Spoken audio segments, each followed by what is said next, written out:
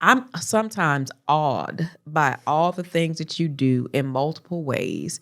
And I'm sure other people are awed too, especially people who actually know you and see you like in the space of how you do all of these things.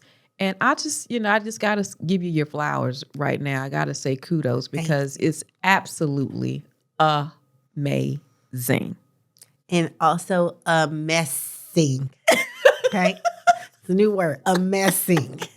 So it's not easy. And Not. there's a lot of help. But one thing I would say that you said that I think, just so everybody can hear, say two things. One, I think whether you're a stay at home or working outside the home, I definitely believe all moms are working All the 24/7, time.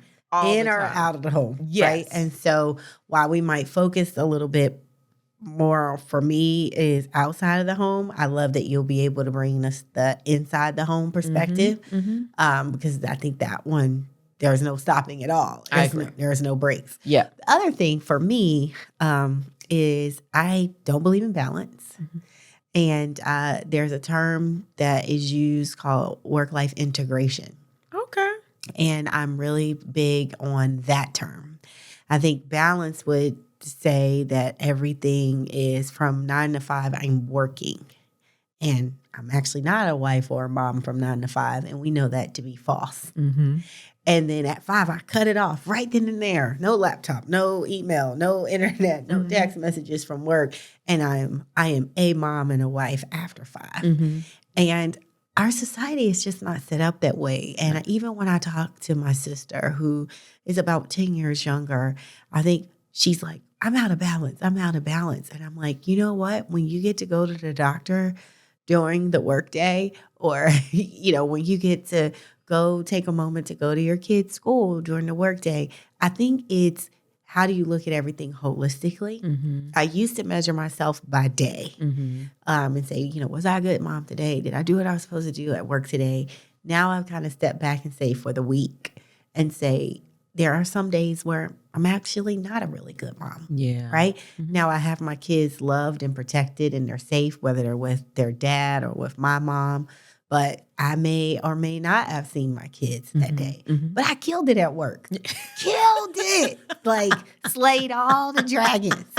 And the next day, I'm mom of the year. And I am making apple bread and doing homework and putting the kids in the bed and washing hair. And it's okay. And I think we just feel like there's this standard of which we have to be all the things to everybody every single day. And excellent at it. And excellent. And I have just really freed myself to say that I'm not going to be able to do it all every day. And I'm going to do what I think is important.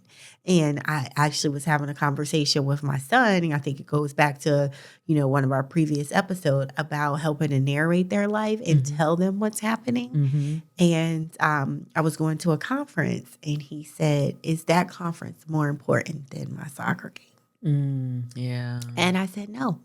I said, but was that a gut punch to you when you heard the words? I was actually shocked. Okay. So not really super emotional, because again, it's not that, and there is no judgment for those that are doing this. But when I'm not with my children, it's not that I am.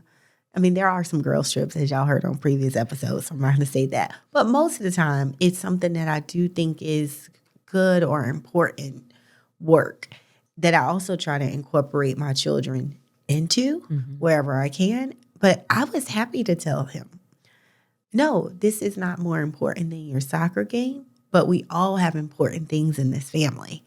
And for your soccer game today, you'll not only have your dad there, you'll have your sister there and your grandparents. And mommy will be at the next one. And I then explained to him what this conference was, what mommy was going to learn there, and how it was going to help our family, but also help other families. And I don't know if he'll get it, but I think just being able to help him see that it is more than just you.